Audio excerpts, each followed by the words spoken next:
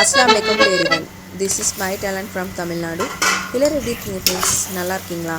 இன்றைக்கி நம்ம என்ன பண்ண போகிறோன்னா சிக்கன் வித்து முருங்கைக்காய் குழம்புங்க. வாங்க இப்போ அது எப்படி பண்ணுறதுன்னு நம்ம பார்க்கலாம்.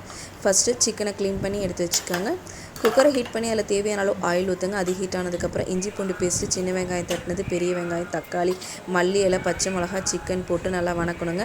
அதுக்கப்புறம் தேவையான அளவு உப்பு, மிளகாய்த்தூள், தனியாத்தூள், பட்டை கிராம்பு, ஏலக்காய் தூள், பெப்பர் சிறிதளவு, மஞ்சத்தூள் சிறிதளவு போட்டு நல்லா வணக்கினதுக்கப்புறம் கொஞ்சம் தண்ணி ஊற்றி குக்கரை க்ளோஸ் பண்ணி ஒரு விசில் விட்டு திருப்பி ஓப்பன் பண்ணி முருங்கைக்காவை போட்டு கொதிக்க வச்சு எடுத்தால் நம்ம சிக்கன்